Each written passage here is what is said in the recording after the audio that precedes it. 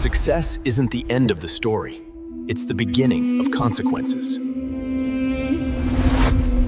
In a world where progress stalled, they built a new future, the Longevity Principality, ensuring civilization endures. Not just survival, not just progress. A civilization that outperforms the world. The Longevity Principality.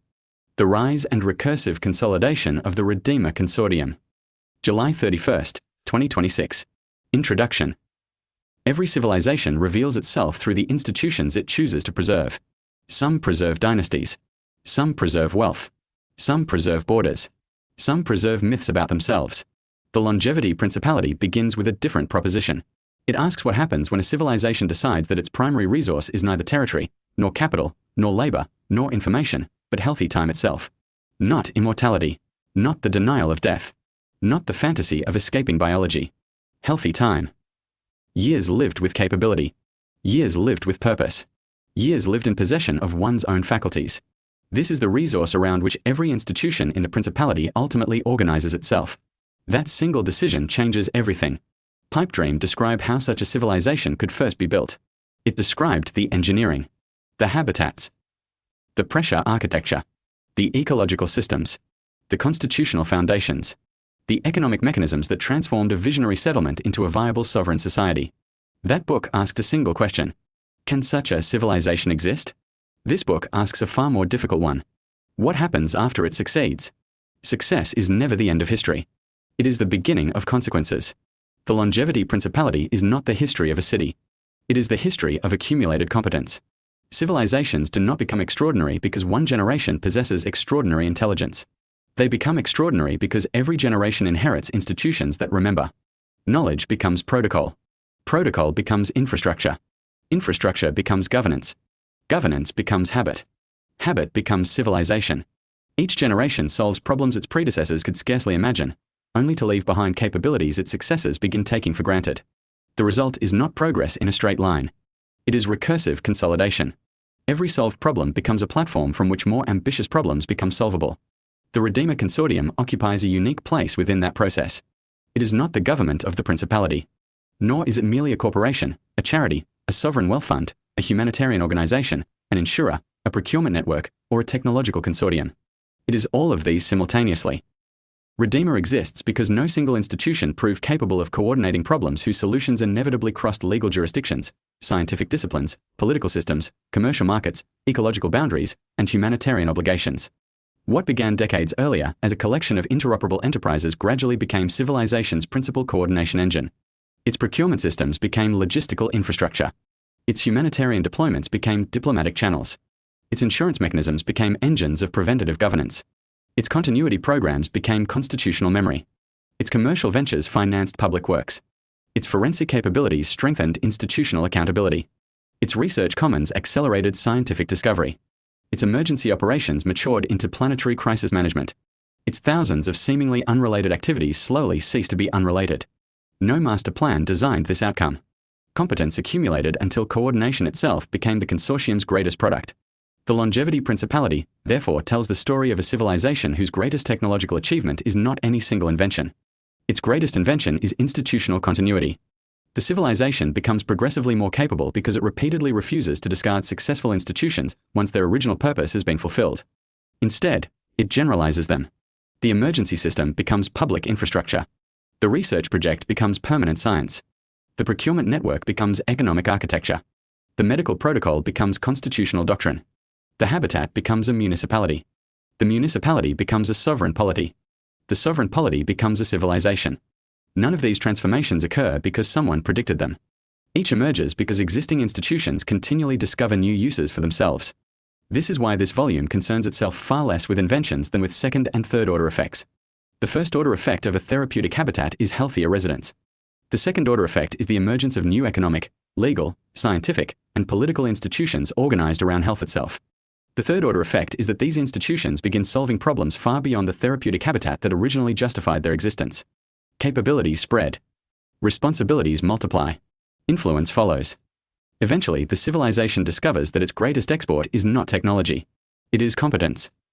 Competence, however, is never politically neutral. Every capability alters the balance between those who possess it and those who do not. The principality's success attracts admiration. It also attracts dependence, investment, imitation, suspicion, sabotage, hostility. Governments question its legitimacy. Corporations resent its independence. Legacy institutions fear replacement. Ideological movements denounce its methods. Criminal enterprises attempt infiltration. Disinformation campaigns seek to erode public trust. Acts of sabotage test systems that had previously been evaluated only under laboratory conditions. The principality discovers that resilience is not measured by how well institutions function in peace. Resilience is measured by how gracefully they survive deliberate attempts to make them fail. Consequently, this is also the story of a civilization learning that success creates adversaries as reliably as it creates allies. The Synodi formation remains its geographical foundation. Yet by the closing chapters of this volume, the reader will understand that the formation is no longer the civilization's defining feature. The defining feature is the network of institutions that now extends far beyond it. The therapeutic environment remains indispensable.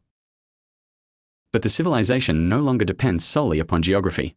It depends upon memory, coordination, trust, governance, scientific integrity, operational discipline, and the willingness of successive generations to preserve institutions whose importance they may no longer fully understand. Nothing in this book is presented as destiny. History contains no inevitable outcomes. Every institution described here could fail. Every constitutional principle could be corrupted. Every technology could be abused. Every success could become complacency. The future remains contingent upon countless decisions made by imperfect people confronting circumstances they cannot entirely foresee. Yet history also teaches another lesson. Civilizations that patiently accumulate competence eventually acquire options unavailable to everyone else. Those options do not guarantee wisdom. They merely enlarge the space within which wisdom, or folly, may operate. The Longevity Principality is therefore neither utopia nor dystopia. It is an archive. A constitutional archive. An economic archive. An institutional archive. A scientific archive. A geopolitical archive. It documents approximately the first 2 centuries of a civilization that has learned to preserve not merely lives, but capabilities, not merely capabilities, but institutions, not merely institutions, but the accumulated memory through which civilization itself becomes increasingly difficult to erase. This volume is not the story of humanity's greatest engineering project. That story has not yet begun. This is the history that makes such projects conceivable. Not because anyone planned them,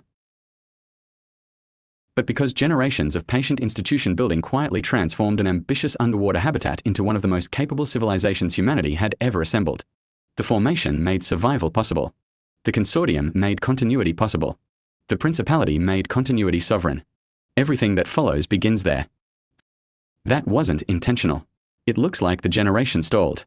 Let's pick up where we should have been. Notice what we are already doing differently from the earlier outline.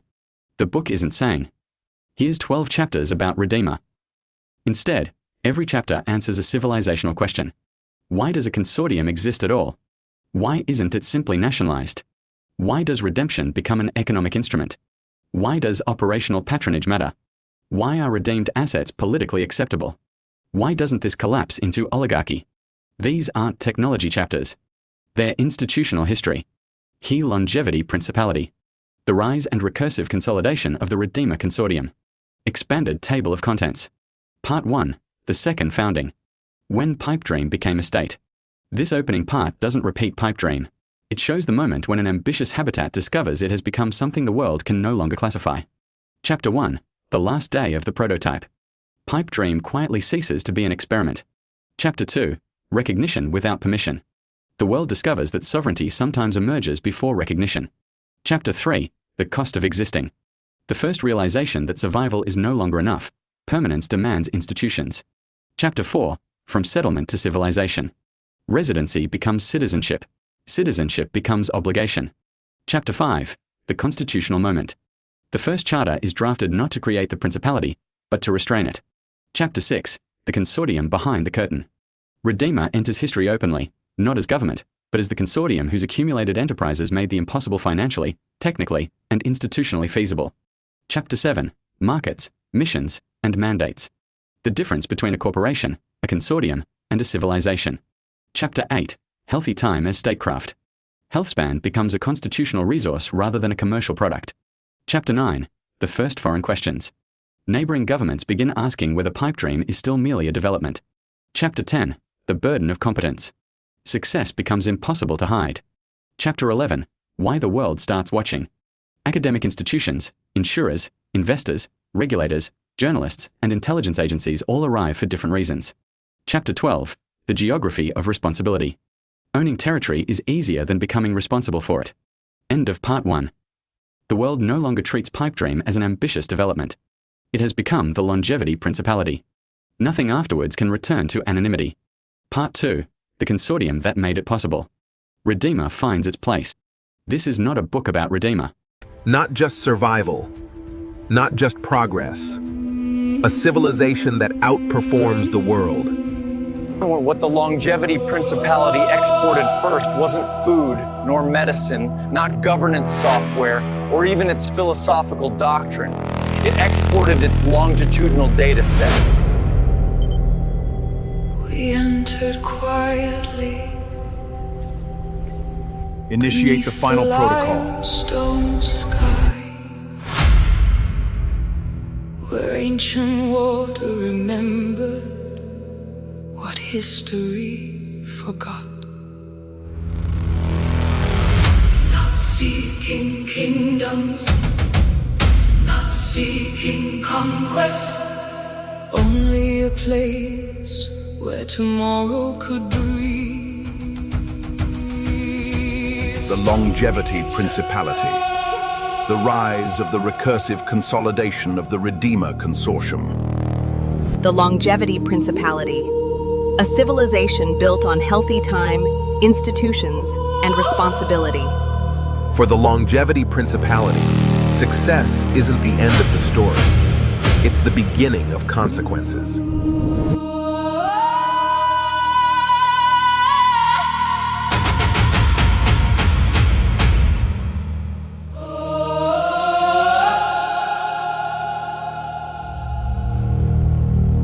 We entered quietly beneath the limestone sky, where ancient water remembered what history forgot. Pirate First's Pipe Dream, The Cenote Chronicles, begins. Part 0.